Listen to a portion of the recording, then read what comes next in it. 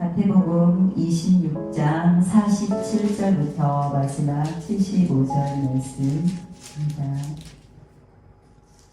조금 길기는 하지만 말씀을 읽을 때 하나님께서 친히 역사하실 줄 믿습니다. 같이 합독하시겠습니다. 시작. 말씀하실 때에 12 중에 하나인 유다가 왔는데 대제사장들과 백성의 장로들에게서 파송된 큰 무리가 칼과 몽치를 가지고 그와 함께 하였더라. 예수를 파는 자가 그들에게 군호를 짜 이르되 내가 입맞추는 자가 그이니 그를 잡으라 한지라. 곧 예수께 나와 랍비여 안녕하시옵나이까 하고 입을 맞추니 예수께서 이르시되 친구여 내가 무엇을 하려고 왔는지 행하라 하시는데 이에 그들이 나와 예수께 손을 대어 잡는지라. 예수와 함께 있던 자 중에 하나가 손을 펴 칼을 빼어 대제사장의 종을 쳐 그 귀를 떨어뜨리니 이에 예수께서 이르시되 내 칼을 도로 칼집에 꽂으라. 칼을 가지는 자는 다 칼로 망하느니라. 너는 내가 내 아버지께 구하여 지금 12군단 더 되는 천사를 보내시게 할 수 없는 줄로 아느냐. 내가 만일 그렇게 하면 이런 일이 있으리라 한 성경이 어떻게 이루어지겠느냐 하시더라. 그때 예수께서 무리에게 말씀하시되 너희가 강도를 잡는 것 같이 칼과 몽치를 가지고 나를 잡으러 나왔느냐. 내가 날마다 성전에 앉아 가르쳤을 때 너희가 나를 잡지 아니하였도다. 그러나 이렇게 된 것은 다 선지자들의 글을 이루려 함이니라 하시더라. 이에 제자들이 다 예수를 버리고 도망하니라. 예수를 잡은 자들이 그를 끌고 대제사장 가야바에게로 가니 거기 서기관과 장로들이 모여 있더라. 베드로가 멀찍이 예수를 따라 대제사장의 집들에까지 가서 그 결말을 보려고 안에 들어가 하인들과 함께 앉아 있더라.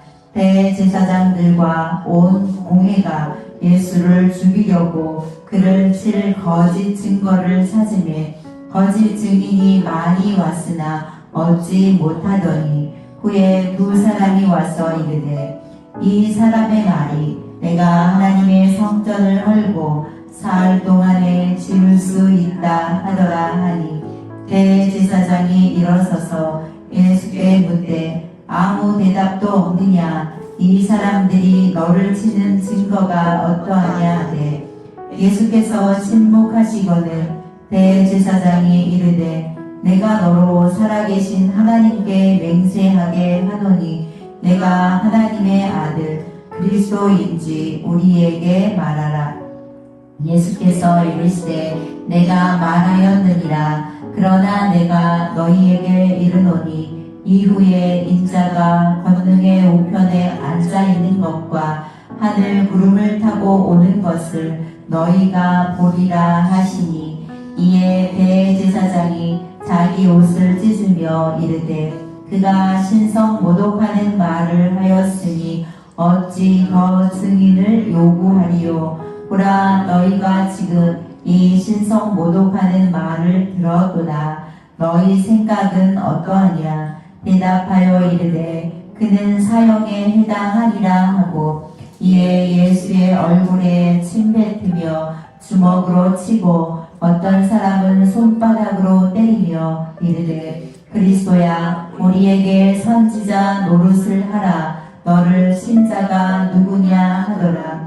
베드로가 바깥들에 앉았더니 한 여종이 나와 이르되 너도 갈릴리 사람 예수와 함께 있었도다 하거늘 베드로가 모든 사람 앞에서 부인하여 이르되 나는 내가 무슨 말을 하는지 알지 못하겠노라 하며 안문까지 나아가니 다른 여종이 그를 보고 거기 있는 사람들에게 말하되 이 사람은 나사렛 예수와 함께 있었도다 하매 베드로가 맹세하고 또 부인하여 이르되 나는 그 사람을 알지 못하노라 하더라.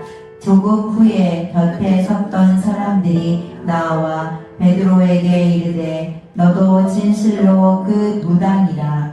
내 말소리가 너를 표명한다 하거늘 그가 저주하며 맹세하여 이르되 나는 그 사람을 알지 못하노라 하니 곧 닭이 울더라. 이에 베드로가 예수의 말씀에 닭 울기 전에 내가 3번 나를 부인하리라 하심이 생각나서 밖에 나가서 심히 통곡하니라. 아멘. 가룟 유다를 앞세워서 예수님을 체포해가지고 산헤드린 공의로 끌고 가서 하나님을 신성모독하는 죄로 기소를 하셔서 예수님의 제목을 억지로 찾고 그다음에 베드로가 예수님을 따라가다가 부인하는 내용의 말씀입니다. 오늘 말씀의 제목은 너를 친 자가 누구냐라는 말씀입니다. 마태복음 26장 46절 지난주 설교 제목 기억하시죠? 일어나라 함께 가자 보라 나를 파는 자가 가까이 왔느니라. 그래서 나를 파는 자가 여기서는 이제 가룟유다를 말씀하시죠. 그래서 오늘 말씀은 예수님께서 사랑하시는 제자의 손을 통해서 유대인들에게 넘겨지고 또 제자들마저 죽는 데라도 해도 따라가겠나이다. 결코 떠나지 않고 부인하지 않겠다라고 했던 호언장담했던 제자들도 다 도망가고 외로이 신문을 잡히셔서 이제 신문을 받으시고 조롱과 핍박을 받으시며 또한 그 아꼈던 그 수제자 베드로마저 예수님을 저주하고 부인하는 슬픈 내용입니다. 그렇지만 베드로뿐만이 아니라 그 제자들뿐만이 아니라 우리들의 모습 가운데도 이러한 모습이 있는 것을 알 수 있습니다. 그래서 이 말씀을 통해서 더 회개의 자리에 나가기를 소망하며 말씀의 은혜를 받으시기를 축복드립니다. 요한복음 18장 2절 말씀에 그곳에 가끔 예수께서 제자들과 모이시는 곳이므로 예수를 파는 유다도 그것을 알더라. 그래서 예수님께서 여기 계신 것을 겟세마네 동산에 계신 것을 이제 알고 유다가 예수를 팔기 위해서 군호를 짜고 이제 이곳으로 옵니다. 47절입니다. 말씀하실 때에 12 중에 하나인 유다가 왔는데 대제사장들과 백성의 장로들에게서 파송돼 큰 무리가 칼과 몽치를 가지고 그와 함께 하였더라라고 말씀합니다. 그래서 먼저 그 가룟 유다에 대해서 살펴보겠습니다. 가룟 유다는 예수님을 은 30냥에 팔았잖아요. 그래서 은 30냥, 은은 그 사일에 해당하는 은 하나는 4일에 해당하는 노동자, 4일에 해당하는 품삯이라고 합니다. 그래서 노동자 하루 품삯은 요즘은 일당이 많이 올라서 10만 원으로 계산을 한다면 약 1,200만 원에 해당하는 돈입니다. 그래서 돈이 욕심이 있다고 해도 죄가 없으신 선하신 선생님을 그 파는 가룟 유다의 그 악행은 정말 도저히 이해할 수가 없는데 그 가룟 유다가 또 예수님을 팔려고 군호를 암호를 짠 것이 무엇이냐면 그 입을 맞추는 자가 그이다 라고 하면서 이제 군호를 48절에 짭니다. 예수를 파는 자가 가룟 유다죠. 군호를 짜이르되 내가 입 맞추는 자가 그이니 그를 잡으라 라고 합니다. 그래서 입을 맞춘다는 것은 유대인의 전통적인 인사법으로 사랑과 존경을 표하는 거예요. 사랑과 존경을 표하는 가룟 유다의 그 뒷면에 그 죄악상을 우리가 볼 수 있죠. 요한복음 18장 4절입니다. 예수께서 그 당한 일을 다 아시고 나아가 이르시되 너희가 누구를 찾느냐 말씀하시면서 5절입니다. 대답하되 나사렛 예수라 하거늘 이르시되 내가 그이니 그은이라 하시니라. 그를 파는 유다도 그들과 함께 섰더라. 그러시면서 예수님은 다 하시죠. 합독하시겠습니다. 요한복음 18장 8절입니다. 예수께서 대답하시되 너희에게 내가 금이라 하였으니 나를 찾거든 이 사람들이 가는 것을 용납하라 하시니에서 너희가 잡으러 온 사람은 나니까 이 제자들이 말씀하시는 거예요. 제자들은 가도록 용납하라. 그래서 예수님의 말씀 기억하시죠? 아버지께서 내게 주신 자 중에 하나도 잃지 아니하여 싸움나이다 하신 말씀. 예수님은 한 영혼이라도 잃기를 원하지 않으십니다. 그래서 곧 예수께 나와 라삐여 안녕하시옵나이까 하고 이제 가론유다가 이 예수님을 파는 군옥을 짜서 입을 맞추면서 말씀합니다. 예수님은 끝까지 우리가 비반하고 부인하고 멀리 간다 할지라도 50절 합독하시겠습니다. 예수께서 이르시되 친구여 내가 무엇을 하려고 왔는지 행하라 하신대 이에 그들이 나와 예수께 손을 대어 잡는지라. 아멘. 친구여 내가 무엇을 하려고 왔느냐라고 물으시는 것은 이 가룟 유다의 양심에 예수님은 너를 정죄한 심판하는 것이 아니라 양심에 말씀하십니다. 회개하고 돌이키기를 이 반역자인 유다에게까지 말씀하시죠. 요한복음 18장 13장 18절입니다. 내가 너희 모두를 가리켜 말하는 것이 아니니라. 나는 내가 택한 자들이 누구인지 알미라. 그러나 내 떡을 먹는 자가 내게 발꿈치를 들었다 한 성경을 능하게 하려는 것이니라. 그래서 시편 41편 9절 말씀에 내 떡을 나눠 먹던 나의 가까운 친구도 나를 대적하여 그의 발꿈치를 들었나이다 하면서 이 친구 같은 그 유다가 또한 예수님은 그 파는 유다에게 친구여라고 하면서 말씀하고 계십니다. 그러니까 친구라는 것은 헤타이로스라고 해서 동료, 친구, 동업자에서 에테스라고 해서 사촌, 문지 같은 게 가까운 그 사람을 말합니다. 그래서 그 요한복음 15장 13절, 14절 기억하시죠? 사람이 친구를 위하여 자기 목숨을 버리면 이보다 더 큰 사랑이 없나니 너희는 내가 명하는 대로 행하면 곧 나의 친구라. 그래서 예수님은 친구가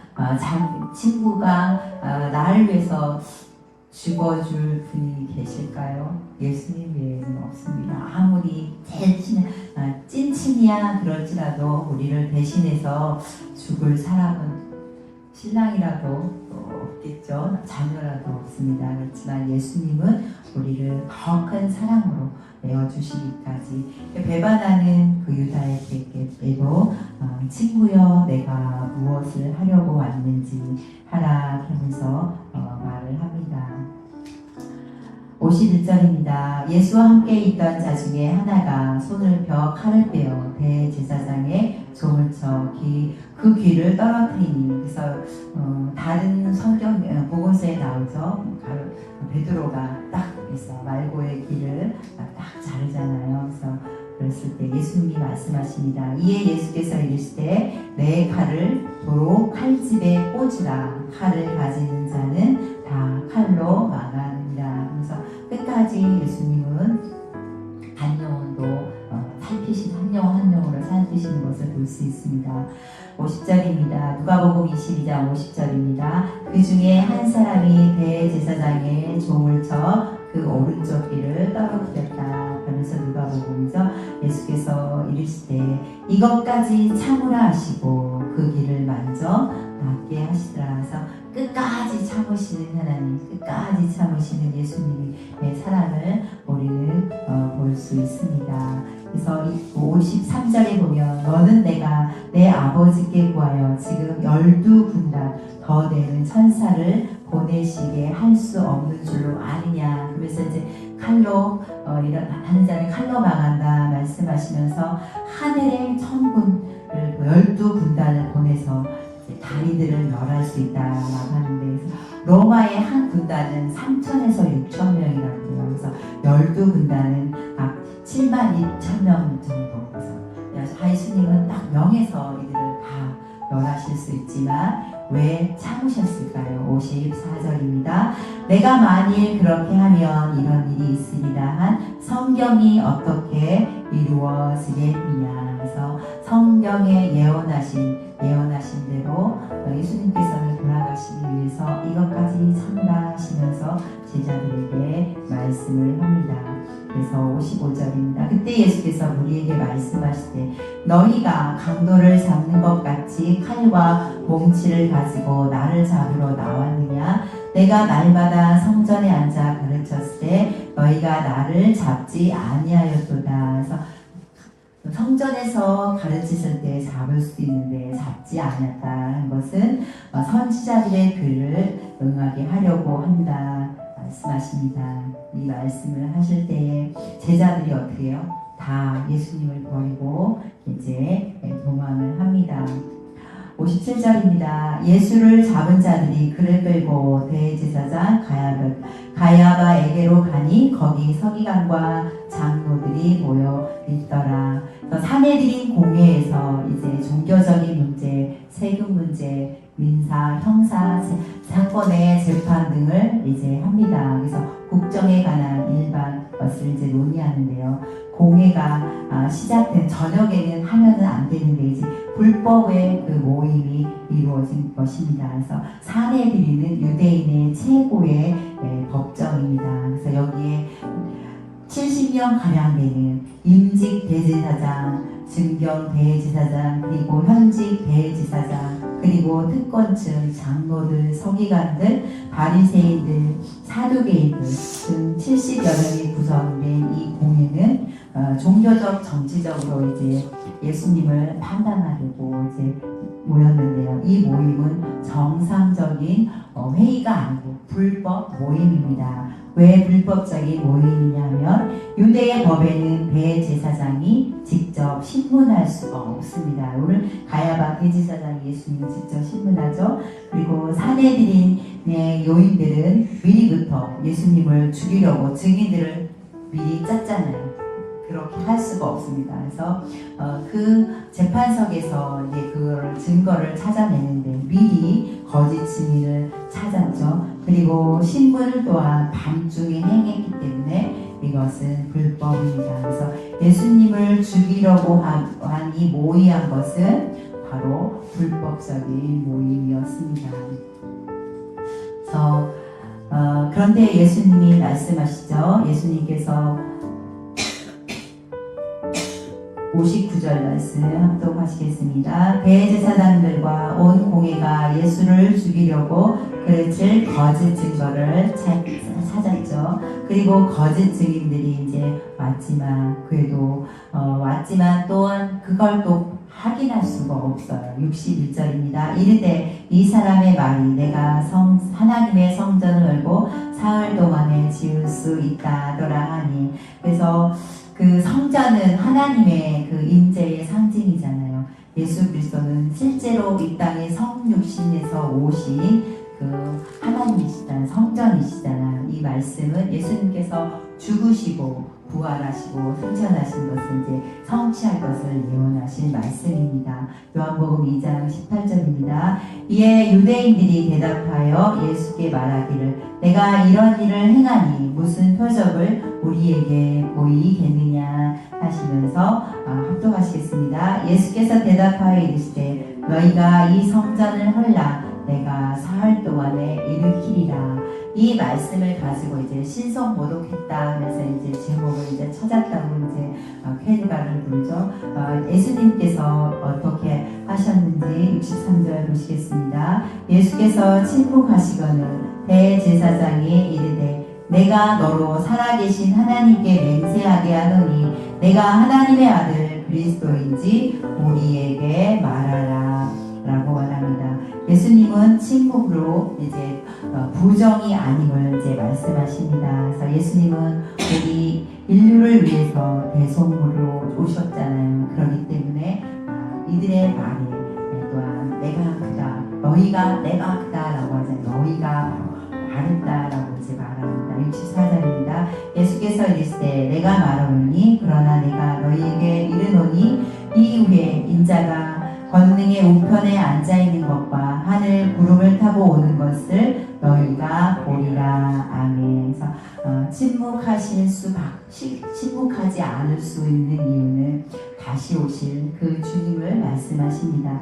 지금은 비록 죽으시지만 장차 있을 재림을 증거하시기 위해서입니다. 그래서 우리들도 예수님의 재림에 대해서 많은 현혹과 핍박이 있을 수 있지만 우리는 죄에 빠지지 말고 가룟 유다처럼 예수님을 팔거나 또한 베드로처럼 부인하지 않는 신앙으로 승리하시기를 주님의 이름으로 축복을 드립니다. 그래서 예수님께서는 너희에게 이르노니 인자가 권능의 우편에 앉아있는 것과 하늘 구름을 타고 오는 것을 너희가 보리라. 해서 예수님의 재림을 말씀하시는 거죠. 이 말을 들은 대제사장이 어떻게 했나요? 자기 옷을 찢으며 이르되 그가 신성 모독하는 말을 하였으니 어찌 더 증인을 요구하리요. 보라, 너희가 지금 이 신성 모독하는 말을 들었도다. 그래서 예수님을 죽일 제목을 확실히 찾았다고 이제 합니다. 그래서 자기 옷을 찢었다는 것은 그 율법에 대해서 위법된 것을 보거나 들었을 때 취하는 이 행동입니다. 66절입니다. 너희 생각은 어떠하냐? 대답하여 이르되 그는 사형에 해당하니라 하고 이제 사형에 해당한다라고 이렇게 판결을 내리죠. 요한일서 3장 4절 합독하시겠습니다. 죄를 짓는 자마다 불법을 행하나니 죄는 불법이라. 그래서 불법적인 이 회의를 소집해서 예수님을 불법적으로 죽이려고 하는 이 죄를 짓는 불법을 행하는 모습을 볼 수 있습니다. 이 불법을 행하는 자들에게 예수님이 단호하게 말씀하십니다. 마태복음 7장 23절입니다. 그때 내가 그들에게 밝히 말하되 내가 너희를 도무지 알지 못하니 불법을 행하는 자들아 내게서 떠나가라 하리라. 아멘. 그래서 예수님께서 불법을 행하는 자들은 떠나가라 라고 말씀하시죠. 26장 27절 합독하시겠습니다. 이에 예수의 얼굴에 침 뱉으며 주먹으로 치고 어떤 사람은 손바닥으로 때립니다. 그래서 침을 뱉는 것은 유대인들에게는 최대의 경멸적인 행위예요. 신명기 25장 9절 말씀에도 그의 형제의 아내가 장로들 앞에서 그에게 나아가서 그의 발에서 신을 벗기고 그의 얼굴에 침을 뱉으며 이르기를 내 형제의 집을 세우기를 즐겨 아니하는 자에게는 이같이 할 것이라 하고서 그때 베드로가 어떻게 될까 해서 예수님을 멀찍이 따라가고 있습니다. 베드로가 바깥들에 앉았더니 한 여종이 나오는데 너도 갈릴리 사람 예수와 함께 있었도다 라고 합니다. 그리고 10절에도 베드로가 모든 사람 앞에서 부인하여 이르되 나는 내가 무슨 말을 하는지 알지 못하노라. 71절에도요. 앞문까지 나아가니 다른 여종이 그를 보고 거기 있는 사람들에게 말하되 이 사람은 나사렛 예수와 함께 있었도다 하매 이제 베드로가 세 번째 어떻게 하냐면 74절입니다. 그가 저주하며 맹세하여 이르되 나는 그 사람을 알지 못하노라 합니다.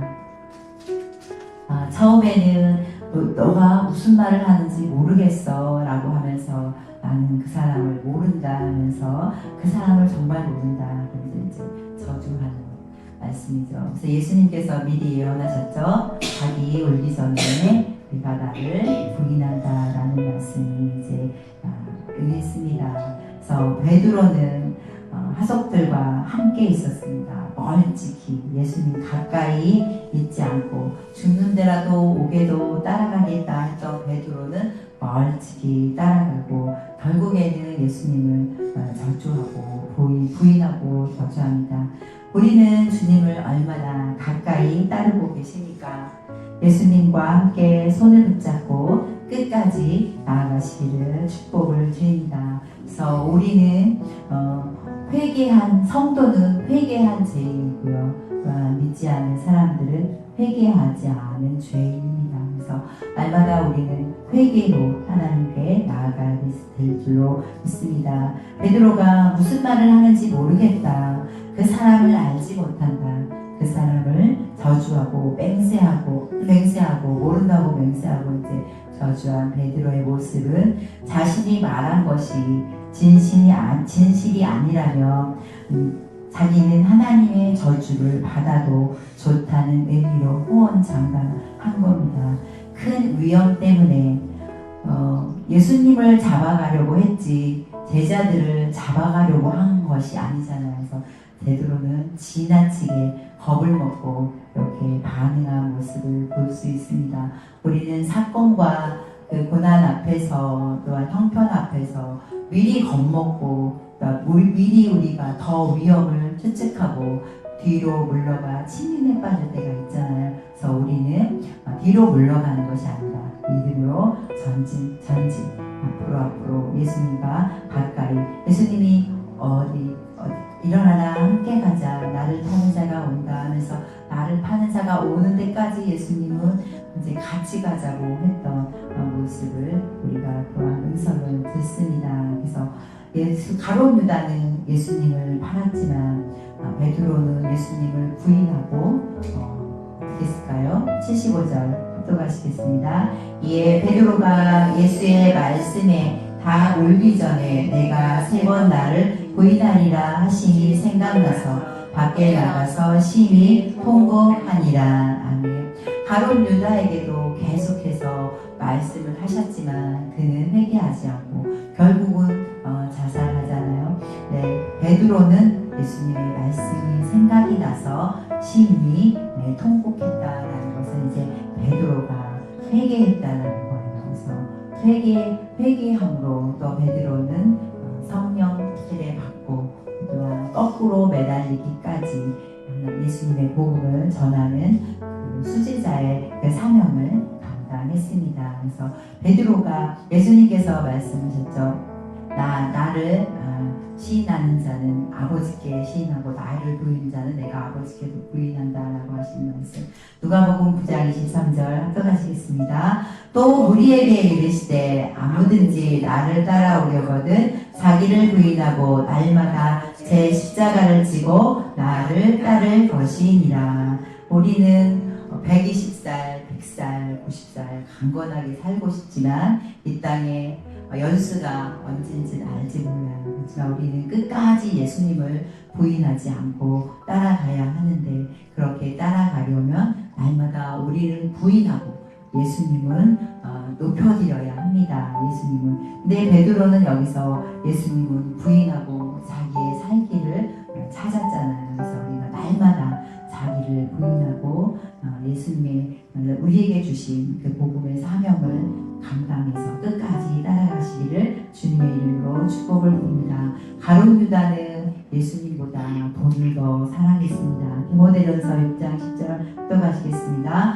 돈을 사랑함이 일만하게 뿌리가 되나니 이것을 탐내는 자들은 미혹을 받아 믿음에서 떠나 많은 근심으로써 자기를 찔렀도다.